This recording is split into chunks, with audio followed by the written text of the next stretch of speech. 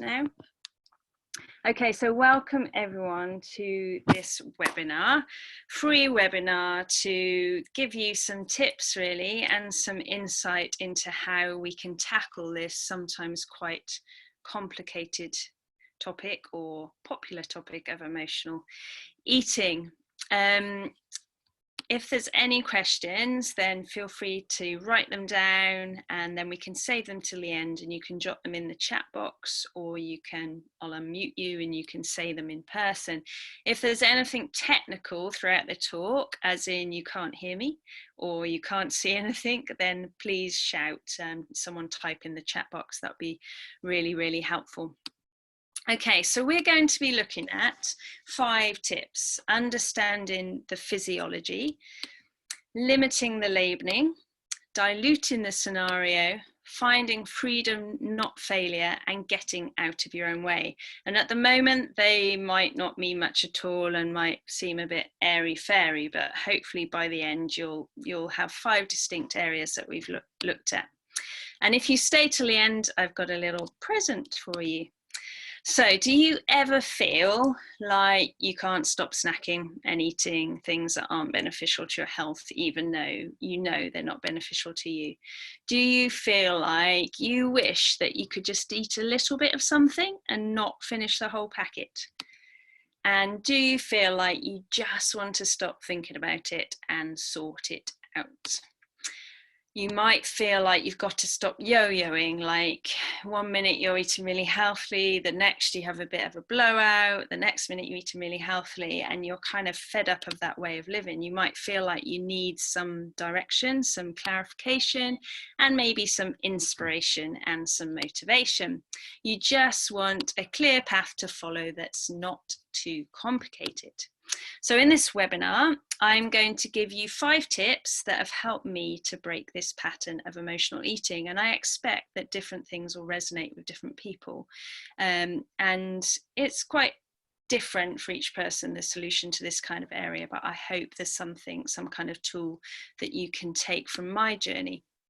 So my promise to you is that you'll be able to see how it is possible to gain control of your emotional eating, and that you'll know the exact steps you need to take to feel better about this area. Okay, sound fair? So before we start, it's good to focus. I know you're in lots of different scenarios. You might have people in the same room, you might have kids around, you might have to nip off and do something. But if you can, it's really good to focus and turn off your phone and close the Facebook tab. And if you're serious about gaining control and feeling great, then this information could actually be really transformational. And I think there's nothing quite like hearing it live as well, where other people are hearing it as well, and somehow it kind of makes you perhaps take more in. So do you ever feel like other people can be in control of their eating, but you can't? You've tried?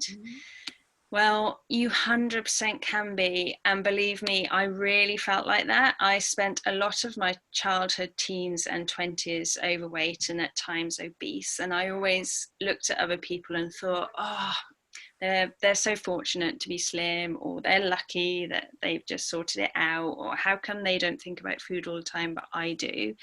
But you can break free, and I never thought that I would, to be honest, but I did.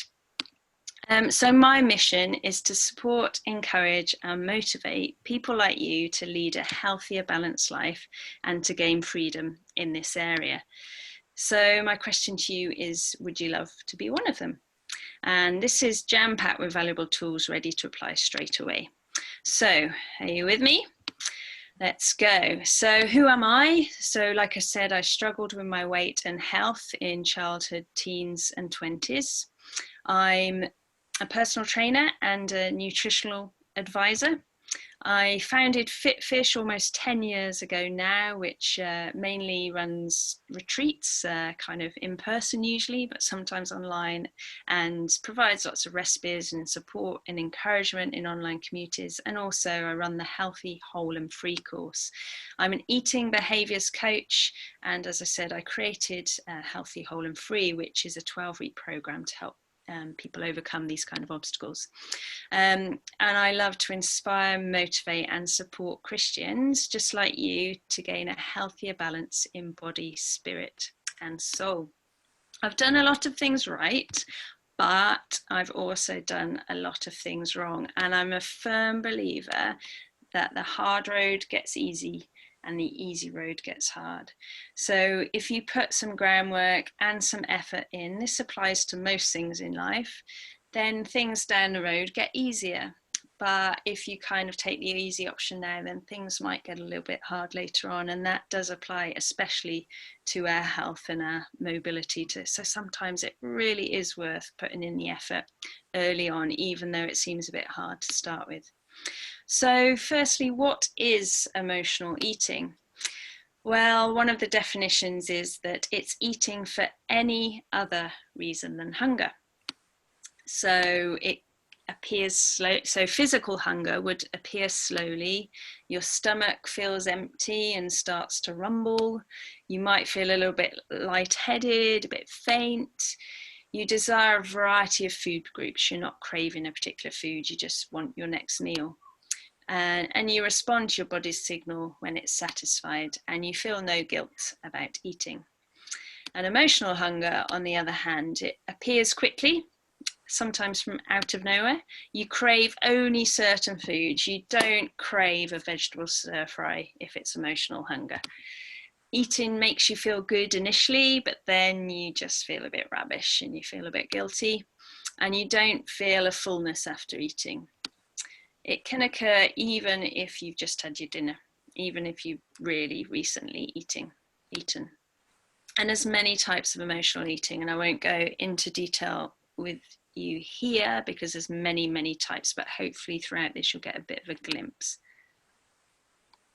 So tip number 1 is understand the physiology so that you can take the emotion away. And we are going to be looking at emotions, but I think it's important to start with recognizing what's actually going on. And I'm passionate about getting this message across, that it's not your fault. We live in an obesogenic society. It's actually, you know, it's hard to be anything but very overweight, actually, if you look at the world we live in and the society that we live in. It's a real battle that's going on, and it's not talked about much in the Bible, of course, because things were different then. But I think if Christ was around now and the Bible was written now, there might be quite a few mentions of this kind of emotional eating and overeating and using food as something it's not. And we're not helped at all, are we, by the supermarket shelves, the corner shop, and currently what we're experiencing, obviously a lot of adverts and things on television. So 40, 50, 60 years ago, these kind of products did not exist at all. And so we're in a losing battle almost straight away, and we're attracted to these kind of bright, colourful things that taste good. And the brain sees eating as a possible solution to your problem, because at one point it might have been a temporary solution, but in the past your brain has seen it as a solution. It makes you feel better, so therefore your brain still sees it as a solution. So that's what you're contending with. And manufacturers have perfected these unique manufactured combinations. So they know that you can't eat one Pringle.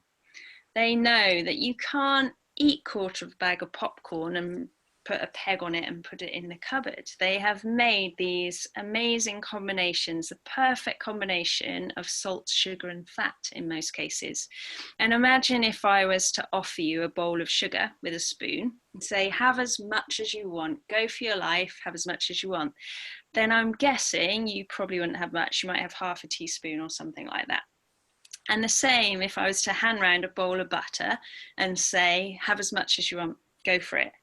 But what would happen if I mix those two together? Suddenly it becomes a lot more appealing. And that's what happens. They put these combinations together, and actually in nature there's nothing, with the exception of milk, there is nothing that combines fats and sugars. So it's a very man-made process thing that we're dealing with, we're contending with. So it's not your fault that we've got all these kind of added things surrounding us. And of course, there's cravings, and there's some real justified physiological reasons that we crave things. And some of these are hormones, pregnancy, and the sugar cycle. And unfortunately, we can be very much in the trap of the sugar cycle. So what is the sugar cycle? So you eat sugar, you enjoy it, it makes you feel really good. So your blood sugar spikes, so your body releases insulin to try and bring that spike down. But the insulin gets stored as fat, and your blood sugar levels have dropped. So now you feel low in energy, so you crave more sugar. And the cycle goes round and round and round. So it's good to really recognize this and know that this is what we're contending with. So obviously we could just look at this from a physiological point of view and say, right, how do we stop that cycle? And for some of you, this might be all you need to hear is, I just want to stop the cycle. So essentially, we just need to eat more proteins, more healthy fats, and more slow release carbohydrates if we were purely looking at it from a physiological point of view to break the cycle. So you might find, along with the other things that I'm going to say this evening, that actually you do some of those things and it really helps you. I certainly find that eating more protein keeps my blood sugar more stable and less likely to crave things. So that can be, you know, meat and fish, but it can also be lentils, pulses, dairy, etc. So remember, it's not your fault. We're in this situation and we need to find a solution. So don't beat yourself up about the fact that you're weak or you keep giving in, etc., because it's the battle that we have and it's the world that we live in. And tip number 2 is limit the labeling. So throw off the identity of emotional eating. Now, I don't know if you ever say anything like this. I'm trying to give up fizzy drinks. I'm trying to stop buying the biscuits. I'm trying to only have a small chocolate bar a day. The problem with all these things is that we're trying to get somewhere, trying to achieve something. And you know, it is good to try and put effort in, but usually when someone says to me, I'll try and do that later, or I'll try and give you a ring later, or I'll try and go out for a run later, it probably means they're not going to. It's just what they kind of want to attain to, but not quite there. So what statements in your life are you still referring to as trying? I'm trying to do this, I'm trying to do that. So looking slightly outside the food arena at this example to start with, but imagine someone who's got kind of bitter nails, not that proud of them, and they're trying to stop biting their nails.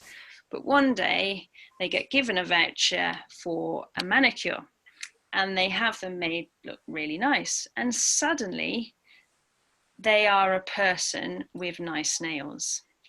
And they don't want to stop that.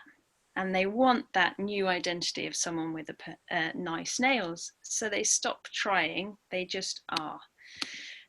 So they owned then that they had good nails. It became their identity and who they were, and their habits changed to support that identity. So they didn't bite their nails anymore. They looked after them, they maybe painted them and cleaned them, whatever, because they owned the fact they had good nails. So what you believe and say about yourself will formulate your identity, and this will drive your habits, because what you say and believe about yourself becomes who you are, and then you do things that reinforce that identity that you believe about yourself. So we really need to consider what we say and believe and how it drives our actions. So how do you label yourself, either consciously or subconsciously? Are you someone who wants something, you want to stop eating this or you want to do that? Or are you that person? You can today decide to be that person. So are you the kind of person who wants this or is this? Do you want to be the kind of person who could just have 1 or 2 biscuits with a cup of tea, coffee, whatever that is? Or are you the kind of person who still has lots of biscuits with their tea or coffee? Do you want to be that, or are you that person? So the more pride that you have in your identity, then the more you will maintain the habits associated with it. You want to feel good, you want to look good, and you want to perform better, whatever that means. So how can you build that into your identity? You want to enjoy things more. So changing habits you can see as just a temporary state. It's just until they become part of who you are. So when your behavior and your identity are aligned, you're no longer pursuing this big behavior change. You're just simply acting like the type of person you already believe yourself to be. So the goal no longer becomes stopping eating crisps. It's actually to just eat them in a moderate fashion. The goal isn't to eat a salad. You know, that's not your goal, to eat a salad. It's to become a mainly healthy eater. And the goal isn't to completely ditch chocolate. It's to eat well. So how can you change what you're believing and saying about yourself in the areas of emotional eating? Can you say, I enjoy some chocolate at the end of the day, and I enjoy healthy meals and snacks? Can you say, I eat mainly unprocessed food? Can you say, I eat a little of everything in moderation? Can you say, I take a breather just to check I'm really hungry? You know, we can start saying some of these things, which actually just puts a much more positive spin on things, makes you feel good about your identity, and then you'll start doing little small snippets of behavior to support it. So every action that you take is a vote for the person that you want to become, a vote that you put in the box. So what habits do you want to work on? Which votes are you putting in the box? You don't need a unanimous vote. The goal is to win the majority of the time. And I often talk about it's what you do mostly that matters. It's what you do mostly that matters. Don't ever let the devil tell you that just because you have a bad night that you've ruined it. It's what you do most of the time, that bigger picture. And as the votes mount up of how you're behaving, what you tell yourself will start to change. And meaningful change doesn't mean massive radical change, just these small little changes. And we need to shift from this outcome-based goal, you know, I want to run a half marathon, to I'm going to want to be a runner, or I'm going to eat salads every night of the week for a month and see what happens. Actually, you just want to be a healthy eater. That's what you really want. So in practice, take small steps and think, what would a healthy person do now? What would a balanced, healthy eater do now? Okay, tip number 3. Dilute the scenario. So realize that it's the situation, not the action, that's the problem. So think about your main struggles with emotional eating. If you're taking notes, maybe write down what are your main things, main issues, main reason perhaps why you came on this call. What would you say are your kind of emotional eating things? Is it something like eating junk in the evenings, finishing off the biscuits, not being able to stop at one, mindless eating when watching television? If you were out and about, I know these pictures right now are pretty strange to look at. People together, less than 2 meters apart.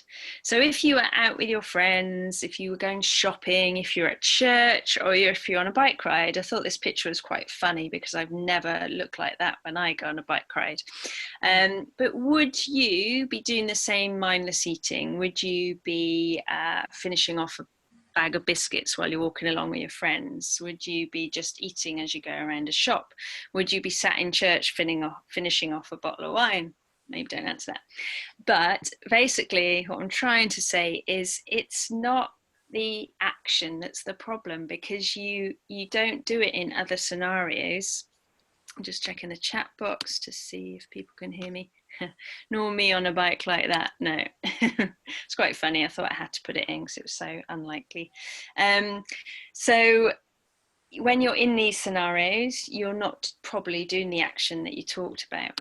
And I hope that makes you realize that it's not actually the action, it's the scenario, and we can do something about that.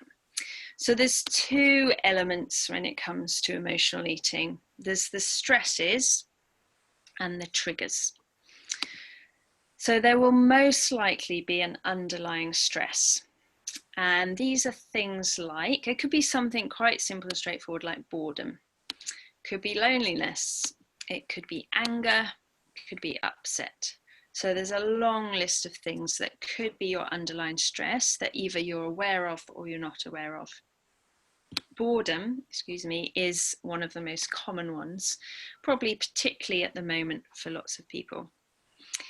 So there'll be an underlying stress, and an awareness of this is really good. And obviously over time, I would encourage people to go a bit deeper on that. And we don't want to just be sticking plaster over the wound, as it were. We want to fix the problem and what's going on. So it might be that you need to go a little bit deeper. But initially, just an awareness is good. And when we're out and about in these situations, when we're distracted, when we're with people, we are meeting the need in another way, or we're not thinking about it because we're distracted.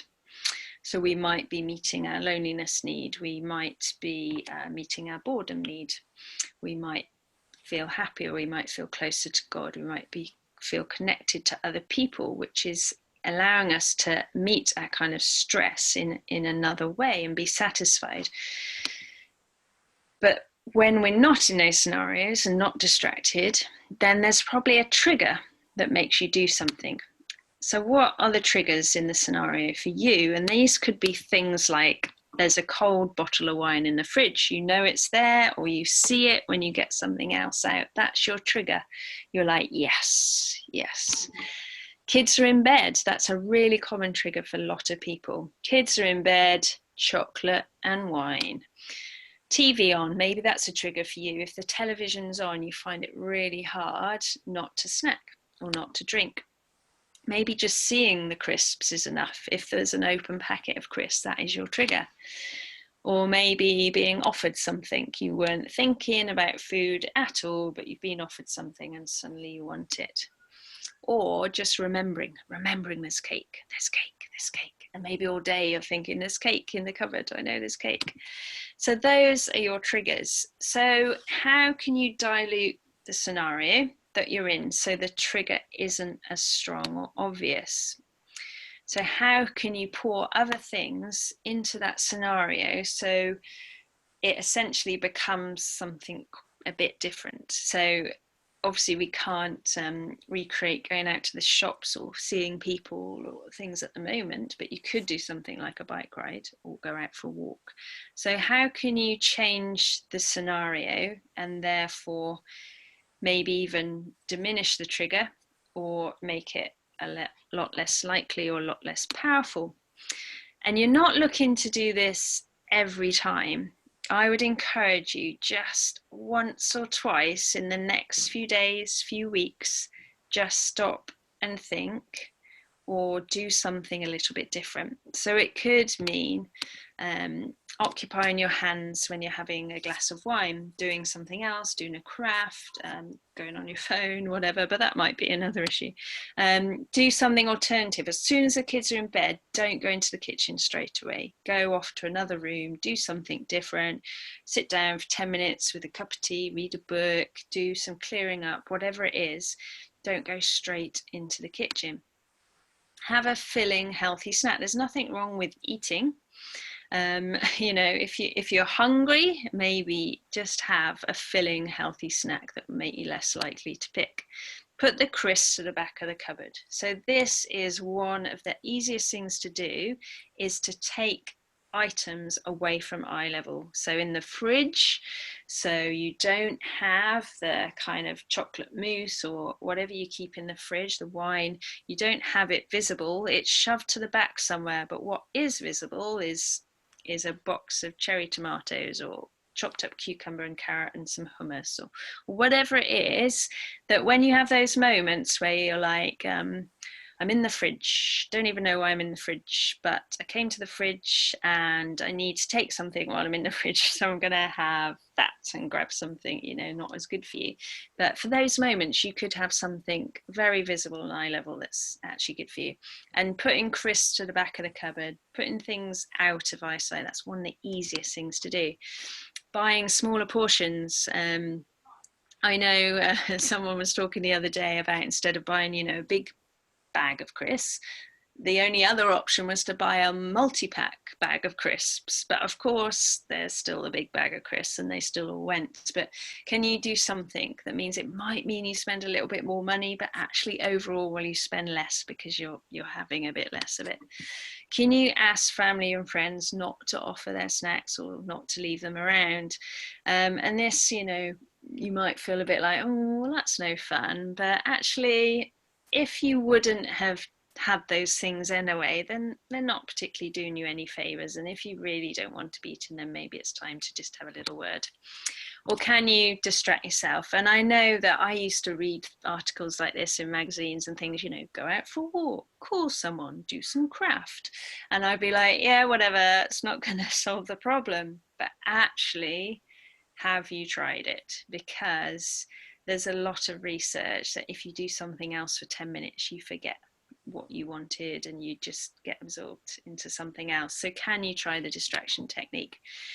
So people who are successful in this realm are actually in a more diluted situation. They haven't got like bags more willpower than you have. They have just got a slightly more diluted situation, and perhaps their triggers aren't as obvious, and maybe their stresses are being dealt with in another way. So what can you do to dilute your situation and make sure those triggers aren't as powerful? So tip number 4, find freedom, not failure. You deserve it. So we want to feed and encourage success.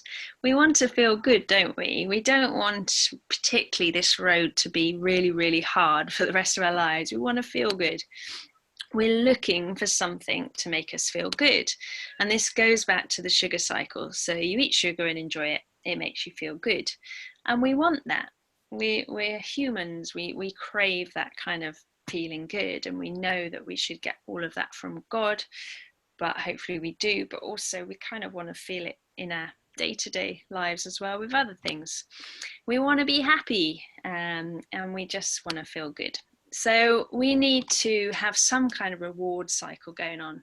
And the problem is that if perhaps one of your goals is to fit into a pair of trousers, or to lose a certain amount of weight or whatever, or to run a marathon, those things aren't going to come for a while. And you need to have smaller rewards and smaller kind of feeling good moments in place. Because when you eat sugar, pardon me, or if your thing is more savory, if you eat crisps or whatever, you get an instant hit, you get an instant reward. And we need to try and recreate that. We need to word things in positive ways. We need to talk ourselves into things, not out of things, and enjoy what we're doing.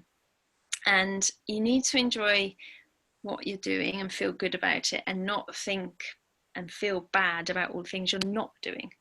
Small, realistic changes that you will feel happy about. Have you in the past maybe set kind of the bar too high? You're aiming for something that isn't possible right away, and so you get discouraged. Has someone ever told you that you need to be exercising 4 or 5 times a week for half an hour to an hour, and you never did it? Has someone told you to lose weight, that you need to, you know, be on some strict regime? It's not going to work. We need to have small, realistic changes that we'll feel happy about. And maybe you just feel like you're yo-yoing because you're trying to do it, but it's not happening and you're not getting the rewards. So you go back again and you reward yourself in another way with a food, and then you try again. And that's what happens when you yo-yo. Or do you ever use the words, I've fallen off the wagon? And I hear this an awful lot. And my advice would be that if you're falling off your wagon, it's too small, it's too uncomfortable, and it's not fit for purpose. You're going to fall off if it's too restrictive. The only way we'll ever stay on a wagon is if it's comfortable, it's roomy, it works, and it's ours. and it's fun, I should add there. So we need to make our wagon comfortable, roomy, work, and personal to us. And it needs to just become our normal way of eating, or just your normal way of eating. You need to be happy with it to stay on it.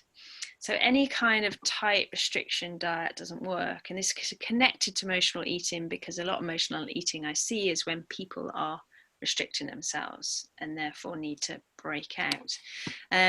So if you've ever said, I'm going to give up bread, or you maybe have at the moment, or cheese, or crisps, or chocolate, or sugar, the thing is, at some point, so if someone says to me, oh, I'm giving up bread, I'm always a bit, I want to encourage, but I'm like, well, at some point, I think you'll come to me and probably say you've eaten a whole loaf, and that usually happens. So I'm really against any kind of tight, restrictive diets. I think diet stands for, I didn't intend to eat that, it wasn't on my diet, but I did, and now I've fallen off the wagon, I've messed up, I've ruined it. And people use words like, I feel rubbish, feel failure, there's no point, I just can't stick to it, I can't do it, I'm giving up, I just feel bad. But they're all things that God does not want us to feel. We've got to look at the bigger picture. You can see in this picture that there's loads of little kind of bits that aren't quite the right colour for the bit they're in, and bits go one way, bits go the other way. This is our lives, it doesn't matter if you have these odd little blips, it's the bigger picture, the whole picture, and the whole journey that we're looking at. So how do we do it? Well, I'd say you need something a bit looser that fits in with your lifestyle. So you still have guidelines, but you keep the lines blurred. Blurry lines are beautiful, I think, in this kind of realm, because then you don't get that whole guilt trip, and you can adjust it slightly as you go. So a couple of things I talk about with my clients are the 80-20 chart, where I'd encourage you to draw a pie chart at 80% and 20. And every time you eat something natural and unprocessed, you put a tick in the 80 bit. Something that God's created that, has only got one ingredient, or you've made from scratch, or whatever. And then anytime you eat something processed, you can put a tick in the 20 section. And then you've got this really rough guide to kind of help you keep a bit of a balance. And it works really well because there's no massive restrictions. I remember when I did Weight Watchers, it was very old school back then, and I was allowed 20 points a day. It was whole point system. I think it's a bit different now. And if I had 21 points, I felt like I might as well have had 40. And sometimes I would keep going. I would go to the cupboard, get whatever I could. I'd write it on my tracker, they called it, and if I couldn't put 20 and I was like 21, 22, I was like, oh, I'll start again in the morning, I might as well just enjoy this day of not sticking to it. And that's the problem. So with something like this, it's a bit more flexible. There's no moment where you're just like, I've ruined it. You're just having a look at your balance throughout the week and seeing how you're doing. You could do it daily or do it weekly. Another thing I teach in my groups is a can-do plan. So it's worded very positively. You're not allowed to put anything in there which is stop doing this or don't do that. It's all very much like, have a glass of water when I first wake up, go out for a walk 3 times a week, do 30 minutes of stretching once a week, something like that, or kind of enjoy fruit after dinner, things like that. And I wouldn't want someone to tick every box, because then I think, well, that's already habits for you. You're doing that anyway. I would want this to look kind of 70 to 80% full. So again, that gives that blurred line where it's not like, oh, I haven't done it right this week, can't stick to it. It just gives you this broad line and blurred line, and of course the kind of accountability as well. So try and find something like that where it's not restrictive, it's just a guide. So the can-do plan, it's all about positive actions you can take, realistic things you can do. You tick them off as you go, and you do the majority of the time. So I often say it's what you do mostly that matters, and it's so true. Right, last tip. So Get out of your own way. Recognize behaviors that aren't helping. Now, self-sabotage is a big, big topic, and I'm just going to touch on it here. We go a lot deeper in some of my other teaching, but remember that wagon, because it's not very comfortable, you're happier in many ways when you come off it, and therefore subconsciously you do things to make it impossible to get back on. And that's the essence of self-sabotage, and you might not realize you're doing it. So say you're driving along, you get a flat tire. Okay, so the sensible thing is to sort it out, call AA, blow it up yourself, whatever, get back on the road. What you wouldn't do is go round and slash the other 3 tires, because you think, I've blown it now, I'm just going to make this situation worse myself so that I can't go anywhere. And that, you would laugh at that and think that's stupid. But actually that's what we do to ourselves, and that's certainly what I can massively relate to doing. I would just think, right, I've blown it, I'm going to blow it even more now. And self-sabotage is when you get in your own way, and so it's only you that is stopping you do something. And they present themselves in various ways. It could be something like binging, could be something like procrastination, just putting things off the whole time, could be staying up late. A lot of people I know struggle with going to bed on time, never finishing a task, always starting but never finishing, or being really disorganized. Now there's deeper roots again, which haven't got time to go into, and it might be that you want to explore this a bit further, but basically you've got the symptoms at the top, and then you've got the roots of these behaviors. So the symptoms, things like binging, overeating, procrastination, staying up late, never finishing tasks, being disorganized. So you can identify what you think you're doing, and maybe keep a food diary with the reasons that you're eating, and stop each time and just make a note and pray and reflect and see if you can identify what's really behind them, any root causes. So it might be something like low self-esteem, might just be boredom. It's still self-sabotage, and it's still that kind of root issue. Limiting self-beliefs, wanting to be in control. So I meet lots of people who, and it sounds a bit funny, but because they're used to where they're at, and they might be a perfectionist or just love control, and once they go to a place they haven't been before, as in healthier than they've been before, slimmer than they've been before, they can't handle it because they feel out of control. And so they bring themselves back to where they used to be. And it sounds mad, but that is very common, as is also people not wanting to fail. So they'd rather be in control of their failure, which in some ways is success to them because they're in control, rather than risk it not happening for them and then being disappointed. So there's lots of kind of deeper stuff going on. And so it's good to find new ways of satisfying those root needs, obviously work them through with God, positive self-talk, and challenge your beliefs that you've built up about yourself.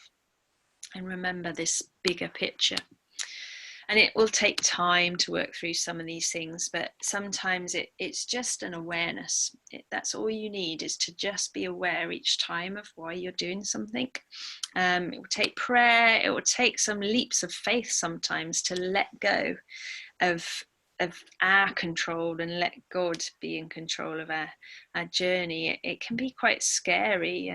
I was kind of relying on being in control of the scales at one time, and I hated it when I couldn't control that, but God actually asked me to give up the scales, and for me that was really hard. And I remember that real leap of faith and trust in him and holding his hand and saying okay, but it was really hard. So it might be that you have to take some real leaps of faith, and of course get some accountability and support. But remember, you might have some things just to, it's not, if you're expecting to come on this webinar and kind of hear, right, just do this, then brilliant. So I'd probably be a millionaire, wouldn't I, by now? But, you know, it might just take a little bit of thought and a little bit thinking through and working out why you're doing some of these things. So a bit of a recap. Recognize the physiological reasons and how it's not your fault. We live in an obesogenic society, which just makes it a bit of a battle and a bit harder because these things are around us all the time.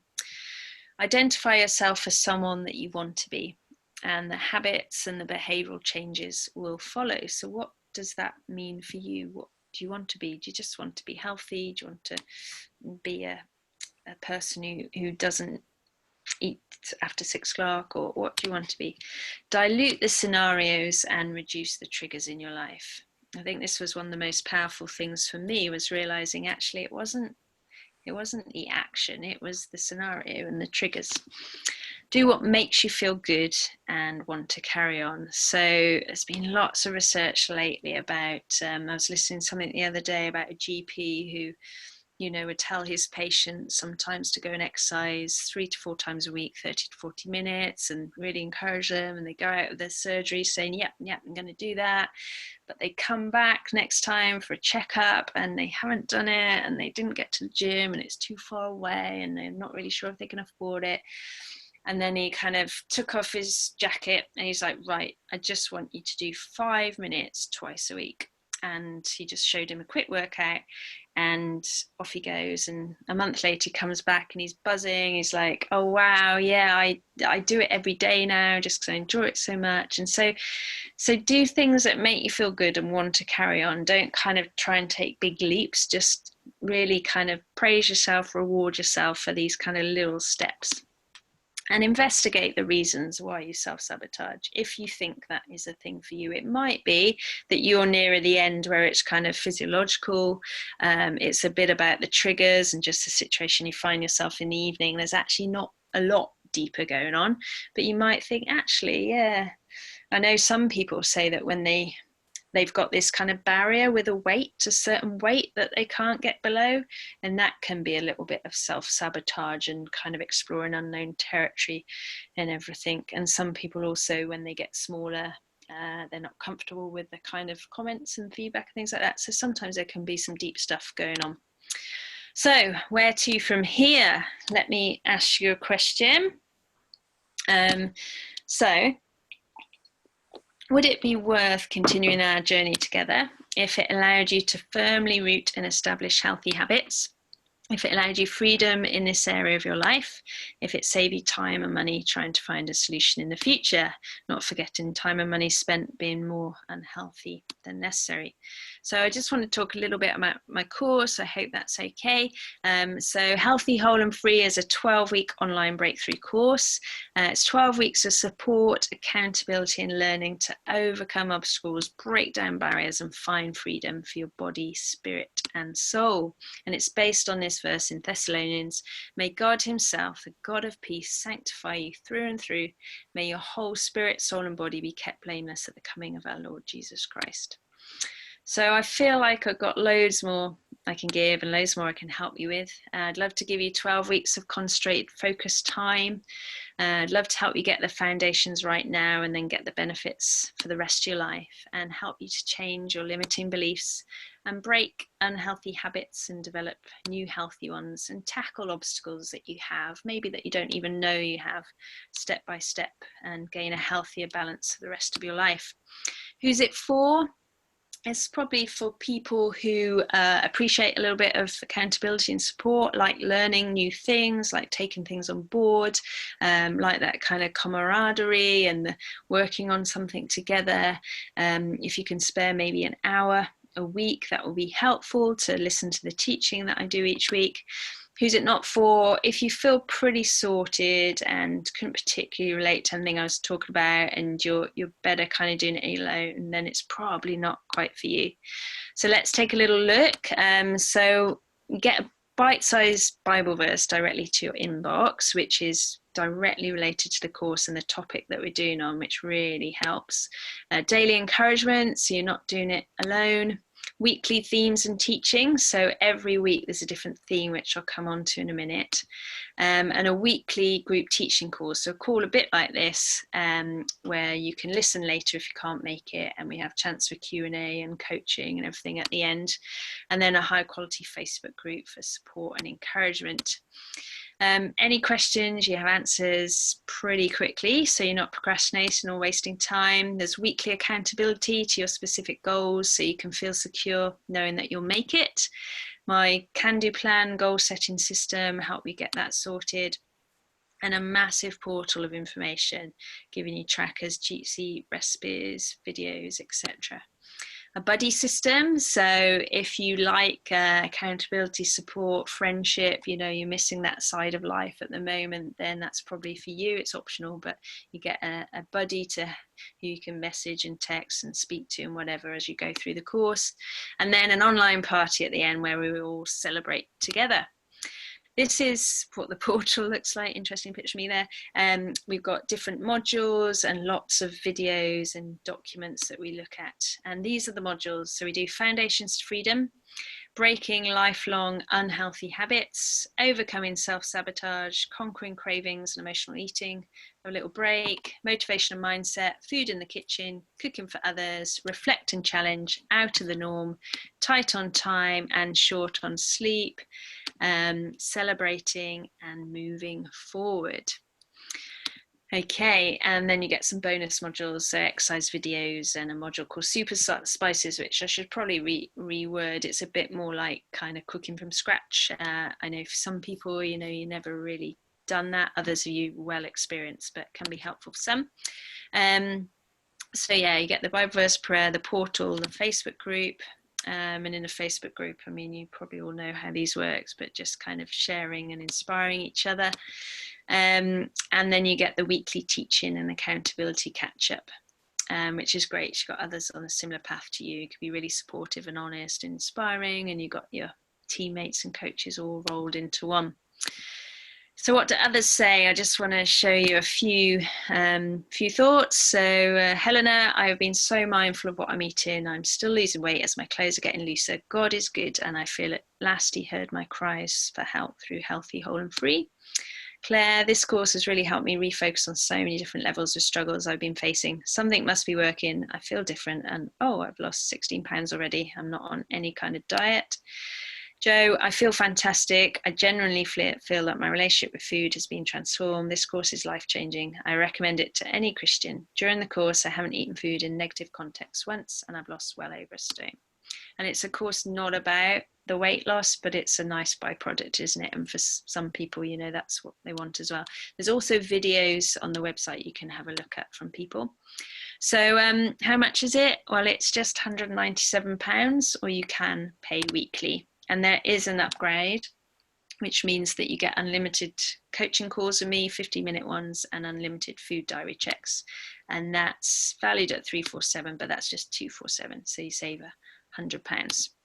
And there's a money back guarantee. So if you're not sure and you're interested, then you can try it out for sure. And we can do a money back guarantee if we need to. I actually starting a course next week. So we'll be doing the teaching at one evening in the middle of the week, probably at about 8:15, and weekly from then on, and we start next week. So you need to get in quick if you're interested in this one. Just to put it in some kind of price context, I don't know if you've heard of Noom. It's kind of intuitive dieting thing that's going around at the moment. That for the same amount of time might be over £240. Slimming clubs, they vary a lot, but probably between £60 and £360 for 12 weeks. And a personal trainer, I mean, that's £35 to £60 per session, depending where you live. If you join in the next 24 hours, then because you've been on here, then I'll send you Jem Baker's devotional journal, which is a great book, just helping you replace negative mindsets with God's truth. So this, if you're interested, this is the link that you need, and I'll put those up at the end as well. So it's bit.ly/HWF May 20. Now Bitly is case sensitive, so but I'll put those up at the end again. because you stayed till the end, congratulations. I heard a few people dropping off, but because you stayed till the end, then I'm also happy to have a 15-minute coaching session with you to talk through anything that you want to. So again, there's a link for that, and that will come up in a minute again. So thank you very much for listening. I hope it was helpful for you. Those are the codes that you need. What I'm going to do is, just read what's in the chat box. Anyone's got any questions, please either unmute yourself or type in the chat box. I'm just going to stop recording at this point. There we go.